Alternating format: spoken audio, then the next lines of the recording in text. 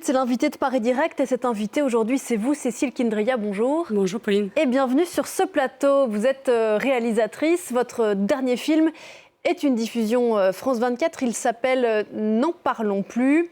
Vous l'avez réalisé avec Vittorio Moroni, un film multiprimé, diffusé donc en ce moment sur l'antenne de France 24 et tout à l'heure à 16h15, heure de Paris, qui nous emmène, Cécile, dans l'une des pages les plus sombres du XXe siècle, de l'histoire du XXe siècle en France, la guerre d'Algérie et le destin des harkis, ces Algériens qui ont combattu auprès de l'armée française et qui ont été, pour certains, après la guerre, après l'indépendance, parqués dans des camps ici en France. Et vous avez suivi pour raconter cette histoire Sarah, qui est une petite fille de harki, 3e génération, et qui tente, 60 ans plus tard, de briser le silence de sa famille sur ce passé qui ne passe pas. On va regarder quelques images du film et on en parle juste après. Le camp de Bias, l'endroit où les espoirs de ma famille ont été anéantis une dernière fois.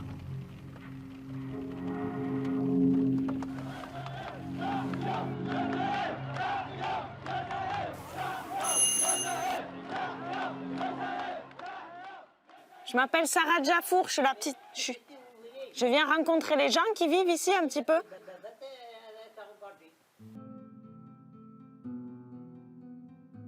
Beaucoup de Lot-et-Garonnais ne savaient pas qu'il y avait un camp dans le Lot-et-Garonne.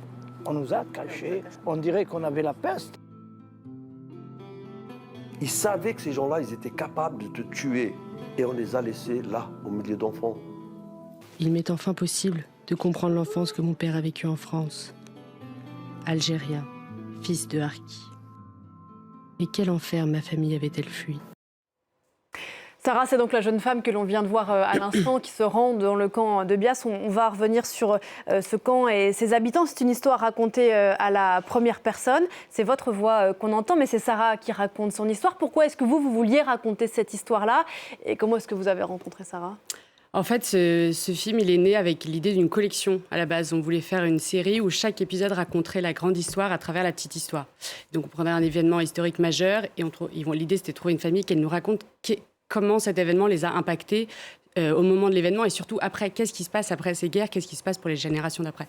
Et donc ce film, c'est le pilote en quelque sorte de cette collection. Et en fait, je faisais des recherches sur l'Algérie et sur les harkis et je suis tombée sur un article sur le camp de Bias et j'ai lu qu'il y avait encore des gens qui habitaient dans le camp. Et alors là, c'était une énorme surprise pour moi. Je pensais connaître l'histoire des harkis, mais en faisant ce film, je me suis rendu compte que pas du tout. Et surtout, ce camp, je ne savais pas qu'il existait. Il est en Lot-et-Garonne. Peu de gens savent qu'il existe, peu de gens savaient qu'il existait à l'époque. Et on est arrivé dans le camp de Bias et on a essayé de parler aux gens et on a tout de suite senti que c'était pas possible. Personne ne voulait nous parler.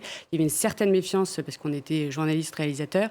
Et on a bien senti que ça allait être très compliqué de faire ce film. Et là, on a rencontré Mohamed, qui est donc l'oncle de Sarah, et qui lui nous dit, si, moi j'ai envie de raconter cette histoire.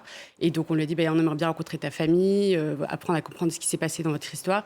Et donc au fur et à mesure, on rencontre sa famille. Et c'est ensuite qu'on rencontre Sarah, qui nous dit, mais moi aussi, ça fait très longtemps que j'ai besoin de savoir cette histoire.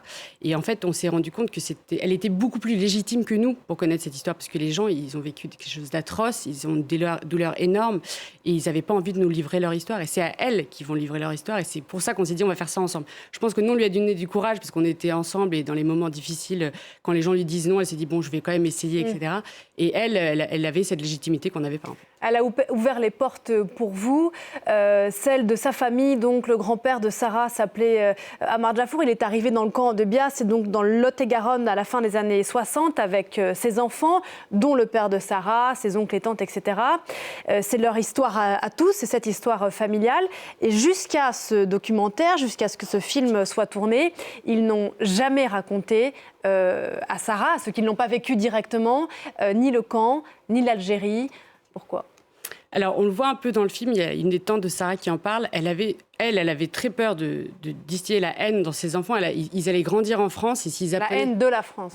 La haine de la France, parce qu'ils grandissaient en France et s'ils apprenaient ce qui leur était arrivé, c'était pas possible pour Fatma de raconter ça à ses enfants. Pour le père de Sarah, c'est un peu différent. Lui, il dit, faut passer à autre chose.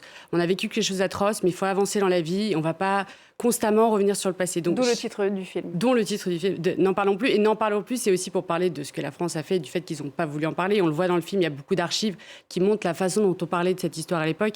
Des films de propagande, tout va bien, c'est merveilleux. Tout va bien, c'est merveilleux, etc. Donc, en fonction, chacun des enfants avait une raison différente de ne pas vouloir raconter cette histoire. La grand-mère, c'est surtout que c'est trop douloureux. À chaque fois qu'elle leur parle, elle revit tous les événements. Après, elle ne dort pas pendant des jours, etc. Donc, mais en tout cas, c'est sûr que personne ne va en parler, que ce soit dans la famille de Sarah ou que ce soit à Bias, dans les autres familles. C'est elle, la grand-mère de Sarah. Exactement. Et effectivement, tout au long du film, j'invite ceux qui nous regardent à découvrir ce film. Et on suit aussi ce chemin énorme qu'elle fait, elle, vis-à-vis de sa propre mémoire et à cette transmission vis-à-vis de sa petite fille. À ce moment, la discussion, Cécile, même si ce n'est pas l'objet du film, il faut raconter quand même qu'est-ce que c'est que ce camp de Bias, qui y vivait et dans quelles conditions. Donc, le camp de Bias, il y a 2 camps en France qui étaient particulièrement, dans des conditions particulièrement difficiles. C'était le camp de Bias et le camp de Saint-Maurice-l'Ardoise. Parce qu'au moment où les harkis arrivent en France, ceux qui arrivent à rejoindre la France, ils sont classés en fait. Au clan de Rivesaltes, on dit on vous envoie dans des hameaux si vous savez travailler, etc.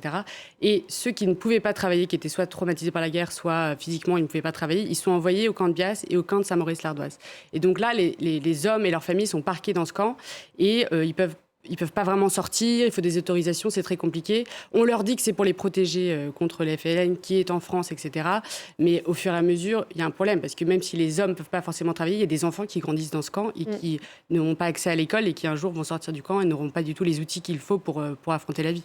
Donc ça veut dire des écoles entre eux, pas d'accès à l'école française républicaine, des barbelés autour des camps, l'hôpital psychiatrique pour ceux qui décident de se révolter, des harkis qui ont été oubliés ou cachés. Alors le camp de Bias, tel qu'il ressemblait à l'époque, a été détruit suite à une révolte au milieu des années 70, mais vous le disiez, et c'est vrai que c'est assez dingue, il y a beaucoup de familles qui, au moment où le camp a été démantelé, disons, sont restées. Parce que en fait, le monde extérieur était devenu trop dur, trop rude. Exactement. En fait, il y a aussi beaucoup de... Les femmes de harkis, souvent, ne parlent pas français, n'ont pas appris à parler français, puisqu'elles sont restées dans le camp, enfermées.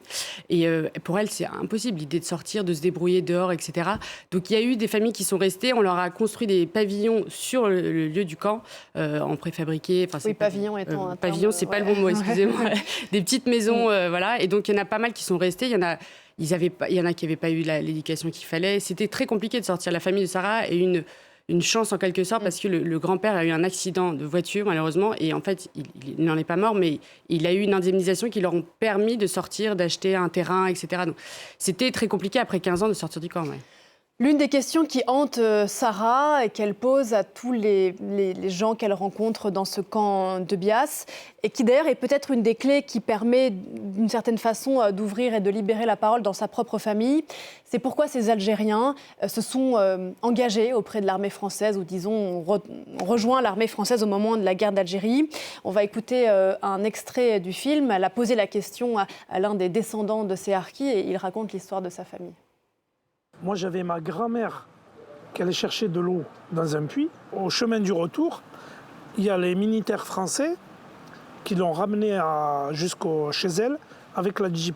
Donc, les voisins, quand ils ont vu ça, ils en ont déduit que c'était qui collaborait avec eux. Donc, le soir, ils sont venus, ils l'ont pendu devant sa maison. Donc, quand mon père est arrivé, qu'il a vu sa mère pendue comme ça devant chez elle, il allait... directement s'engager avec les harkis. Voilà. À savoir que aussi, j'ai un demi-frère du côté de ma mère. Lui, il avait 18 ans et demi, 19 ans, et lui, il était FLN. Vous voyez quand la guerre d'Algérie est tragique. C'est-à-dire que mon père était harki et j'ai un frère qui était FLN.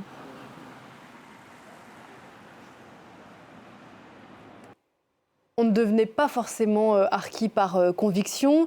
Cette histoire-là est faite de presque de hasard un peu terrible de la vie. C'est ce qu'on apprend à regarder votre film. Et c'est ce qui est arrivé aussi au grand-père de Sarah, qui s'est retrouvé un peu là à cause de jalousie familiale. Et c'est finalement ce récit-là qu'elle finit par obtenir de sa grand-mère. Oui, exactement. Moi, c'est vrai que j'avais une idée un peu générale des harkis. Je me suis dit, ils ont choisi la France, mais je ne comprenais pas forcément pourquoi, etc. Là, on comprend dans le film, parce qu'elle pose la question à chaque chacun des enfants qu'elle rencontre, des enfants de Harki, à chaque fois, c'est des histoires très individuelles, très complexes. Ça montre à quel point la guerre, c'est pas noir ou blanc. Enfin, c'est tellement complexe. Chacun essaye de définir son destin par rapport à ce qui arrive. Et en fait, très souvent, ils n'étaient pas forcément pour la France ou contre l'indépendance de leur pays. Pas du tout. En 2021, l'État français a été condamné pour atteinte à la dignité de la personne humaine, pour le sort réservé aux Harkis après la guerre. En septembre 2021, Emmanuel Macron a demandé pardon au nom de la France aux Harkis en reconnaissant un abandon de la République française. Ce que donne à penser ce film, c'est que se réapproprier son histoire en la formulant avec des mots parfois pour la première fois depuis 60 ans, c'est aussi, d'une certaine façon, gagner en dignité, quoi, retrouver, faire la paix avec cette dignité-là, en tout cas. Je pense qu'il y a un aspect cathartique à la parole, c'est ce qu'on découvre et c'est ce qu'on a compris, nous, après avoir fait le film, parce que quand on a fait le film, c'était un peu compliqué de faire parler les gens. Et ensuite, quand on a eu des retours, des gens à qui on s'est un peu excusé en disant, voilà... j'espère que ça va, etc. Ils m'ont dit, mais non, ça nous a fait vraiment du bien. Merci de m'avoir fait parler parce que ça fait des années que j'ai gardé ça en moi. Et donc, oui, je pense que ça leur redonne une certaine... Pour chacun, ça leur permet de revivre cette histoire et de passer au-delà de ça, peut-être.